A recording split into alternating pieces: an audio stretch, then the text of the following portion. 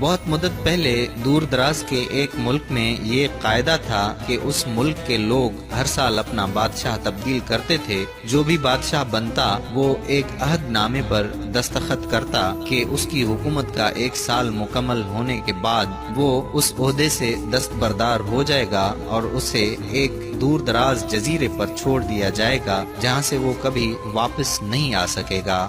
جب ایک بادشاہ کا 1 سالہ دور حکومت مکمل ہو جاتا تو اسے ایک مخصوص جزیرے پر چھوڑ دیا جاتا جہاں وہ اپنی بقیہ زندگی گزارتا۔ اس موقع پر اس بادشاہ کو بہترین لباس پہنایا جاتا اور ہاتھی پر بٹھا کر اسے پورے ملک کا الوداعی سفر کروایا جاتا تھا جہاں وہ سب لوگوں کو آخری بار خیر آباد کہتا۔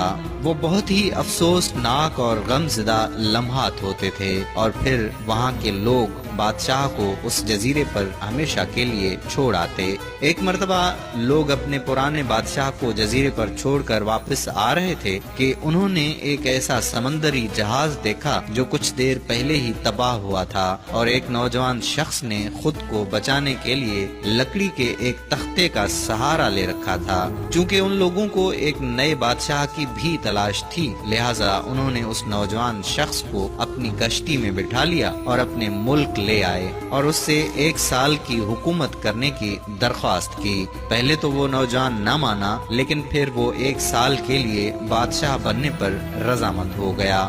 وہاں کے لوگوں نے اسے اس بادشاہت کے تمام اصول اور طریقے سمجھا دیے اور یہ بھی بتایا کہ 1 سال کے بعد اسے فلاں مخصوص جزیرے پر چھوڑ آئیں گے۔ بادشاہت کے تیسرے دن ہی اس نوجوان بادشاہ نے اپنے وزیر سے کہا کہ مجھے وہ جگہ دکھائی جائے جہاں گزشتہ تمام بادشاہوں کو بھیجا گیا تھا۔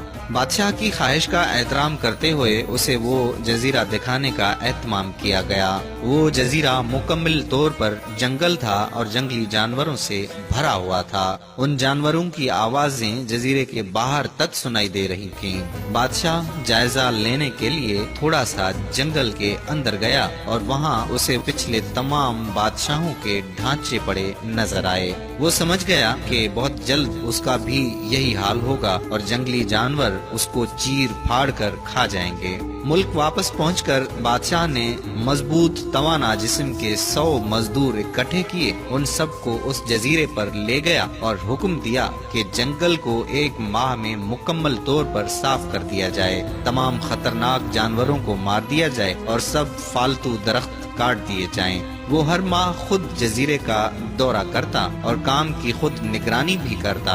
پہلے مہینے میں ہی تمام خطرناک جانوروں کو مار دیا گیا اور پھر بہت سے درخت بھی کاٹ دیے گئے۔ دوسرے ماہ تک جزیرہ مکمل طور پر صاف ہو چکا تھا۔ اب بادشاہ نے مزدوروں کو حکم دیا کہ جزیرے پر مختلف مقامات پر خوبصورت باغات تعمیر کیے جائیں۔ وہ اپنے ساتھ مختلف پالتو جانور مثلا مرغیاں، گائے، بھینسیں، بطخیں اور بھیڑیں وغیرہ بھی جزیرے میں منتقل کرتا رہا۔ تیسرے مہینے میں بادشاہ نے اپنے مزدوروں کو حکم دیا کہ ایک شاندار گھر تعمیر کریں اور اس جزیرے پر ایک بڑی سی بندرگاہ بھی بنائیں۔ گزرتے مہینوں کے ساتھ ساتھ وہ جزیرہ ایک خوبصورت شہر میں بدلتا جا رہا تھا۔ وہ نوجوان بادشاہ بہت سادہ لباس زیب تن کرتا اور اپنی ذات پر بہت کم خرچ کرتا۔ اپنی بادشاہت کی زیادہ تر کمائی وہ جزیرے کو بنانے میں لگاتا رہا۔ 10 ماہ گزر جانے کے بعد بادشاہ نے اپنے وزیر سے کہا کہ میں جانتا ہوں کہ 2 مہینے بعد مجھے جزیرے میں چھوڑ دیا جائے گا، لیکن میں ابھی سے وہاں جانا چاہتا ہوں۔ وزیر اور دوسرے وزراء اس بات پر متفق نہیں ہوئے اور بادشاہ سے کہا کہ آپ کو 2 ماہ مزید صبر کرنا ہوگا تاکہ سال مکمل ہو جائے۔ سال پورا ہو جانے کے بعد ہی آپ کو اس جزیرے پر چھوڑا جائے گا۔ بالآخر 2 ماہ مکمل ہو گئے اور بادشاہ کا 1 سال ختم ہو گیا۔ حسب روایت وہاں کے لوگوں نے اپنے بادشاہ کو شاندار لباس پہنایا اور ہاتھی پر بٹھایا تاکہ وہ اپنی رعایا کو خیر آباد کہہ سکے۔ خلاف توقع یہ بادشاہ اپنی الوداعی تقریب پر بہت ہی خوش تھا۔ لوگوں نے اس سے پوچھا کہ اس موقع پر تمام گزشتہ بادشاہ تو رو رہے تھے لیکن آپ ہنس رہے ہیں، آپ کے اس قدر خوش ہونے کی کیا وجہ ہے؟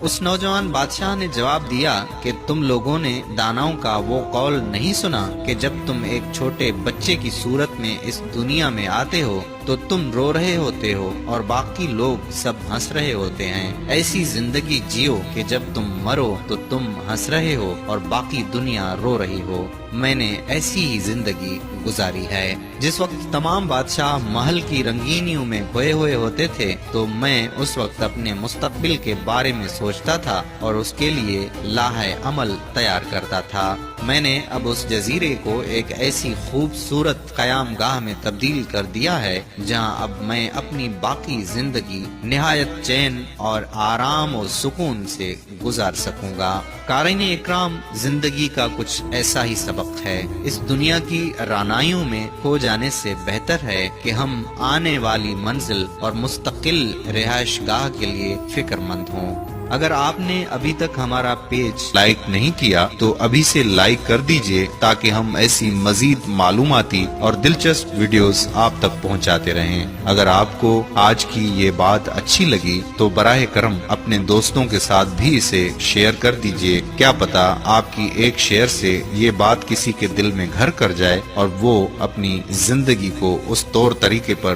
گزارنے کی کوشش کرے۔ جزاک اللہ خیرہ۔ السلام علیکم ورحمۃ اللہ وبرکاتہ۔